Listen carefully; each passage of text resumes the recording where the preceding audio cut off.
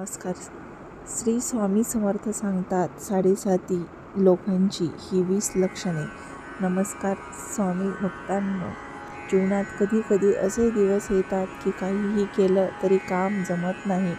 घरात सतत तणाव असतं, मन अस्वस्थ राहतं, पैसा टिकत नाही, नाती तुटायला लागतात आणि प्रत्येक गोष्ट उलटीच पडते.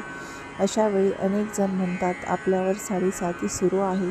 आजच्या या विशेष व्हिडिओमध्ये आपण जाणून घेणार आहोत श्री समर्थ स्वामी सांगतात अशी साडेसातीची 20 मोठी लक्षणे. जर ही लक्षणे तुमच्या आयुष्यात दिसत असतील तर हा व्हिडिओ शेवटपर्यंत नक्की पहा, कारण शेवटी आपण स्वामींचा प्रभावी उपाय जाणून घेणार आहोत. चला तर मग स्वामींचे नाम घेऊन सुरुवात करूया. श्री स्वामी समर्थ. श्री स्वामी समर्थ. लक्षण क्रमांक 1. सतत मन अस्वस्थ राहणे. साडेसातीचे पहिले मोठे लक्षण म्हणजे मन सतत अस्वस्थ राहणे. कारण काहीही नसताना मन घाबरलेले वाटते, रात्रभर झोप लागत नाही, छोट्या छोट्या गोष्टींची काळजी वाटू लागते. कधी कधी माणूस बाहेरून हसत असतो पण आतून पूर्ण तुटलेला असतो. स्वामी समर्थ सांगतात मन कमजोर झालं की संकटे जास्त मोठी वाटतात. म्हणून अशा काळात स्वामींच्या नामाचा आधार सोडू नका. दररोज सकाळी आणि रात्री 108 वेळा श्री स्वामी समर्थ जप करा. मनाला हळूहळू शांतता मिळेल.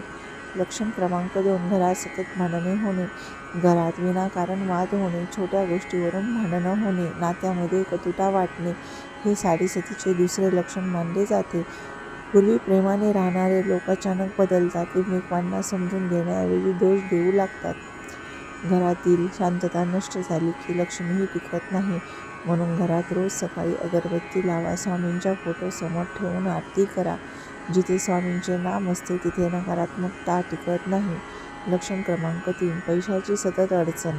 साडेसातीमध्ये अनेक लोकांना आर्थिक संकटांचा सामना करावा लागतो.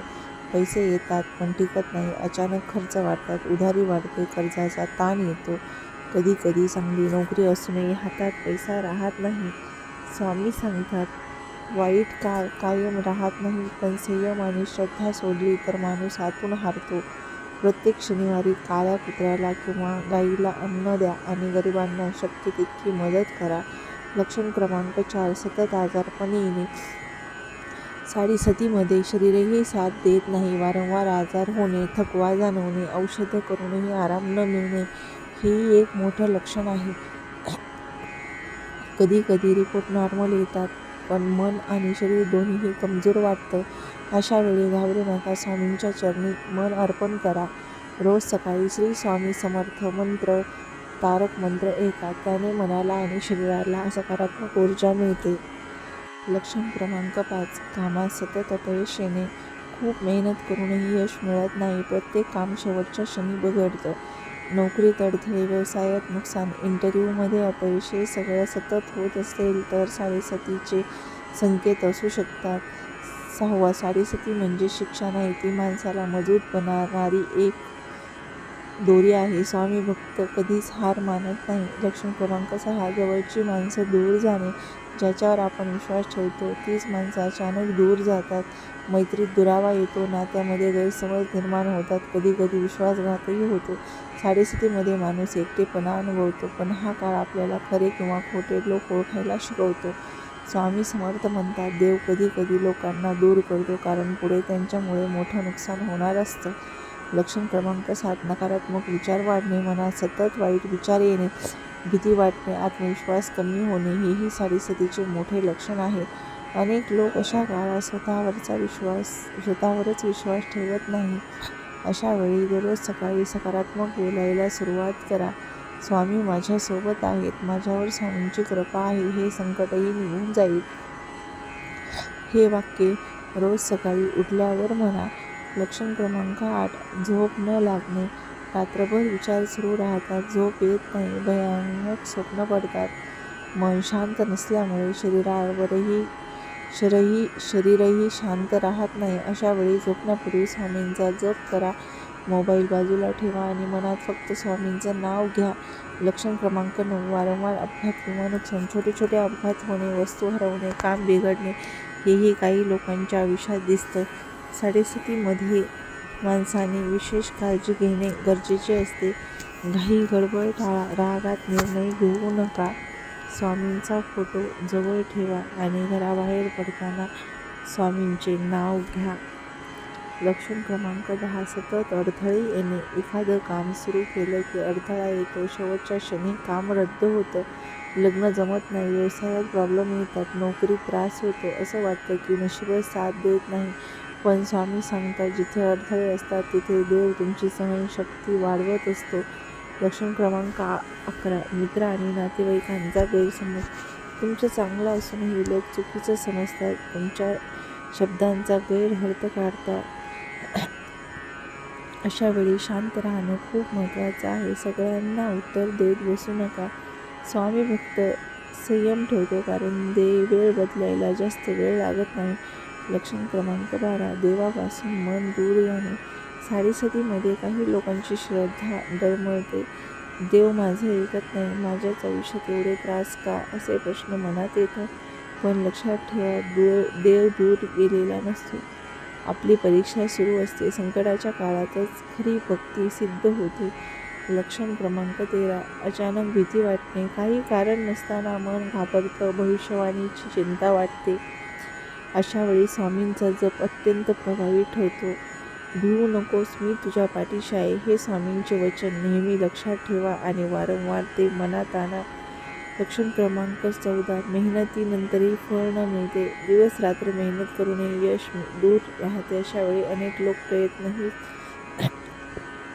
प्रयत्न सोडून देतात, पण स्वामी भक्त प्रयत्न थांबवत नाही, कारण प्रत्येक अंधाऱ्या रात्रीनंतर सूर्य उगवतोच. लक्षण क्रमांक 15. लोकांचा अपमान सहन करावा लागणे. कधी कधी विनाकारण अपमान सहन करावा लागतो. लोक कमी लेखतात. हा काळ अहंकार मोडण्यासाठी येतो, माणसाला नम्र बनवण्यासाठी येतो. स्वामी सांगतात, तो संकटातही शांत राहतो, त्याच्यावर शेवटी विजयाची कृपा होते. लक्षण क्रमांक 16. वारंवार रडू येणे. मन खूप भरून येतं, एकट्यात रडू येतं. हे कमजोरीचं लक्षण नाही, तर मनावरचा ताण वाढल्याचं चिन्ह आहे. स्वामींच्या चरणी बसून मन मोकळं करा, त्यांच्याशी बोला. भक्तांचं दुःख स्वामी नक्की ऐकतात. लक्षण क्रमांक 17. घरात नकारात्मक वातावरण. घरात सतत उदास वातावरण असतं, शांतता राहत नाही. अशा वेळी रोज संध्याकाळी एक दिवा लावा, स्वामींची आरती करा आणि घरात भक्तिगीते लावा.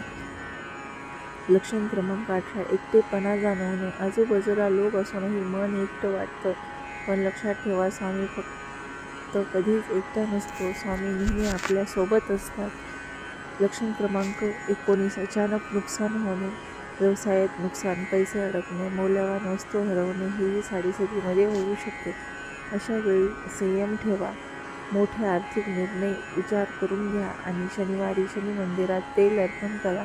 लक्षण क्रमांक 20. जीवनात सर्व काही थांबल्यासारखे वाटणे. जीवनात प्रगतीच होत नाही असं वाटतं, सगळं थांबल्यासारखं वाटतं. पण भक्तांनो, हा शेवट नसतो, ही नवीन सुरुवातीची तयारी असते.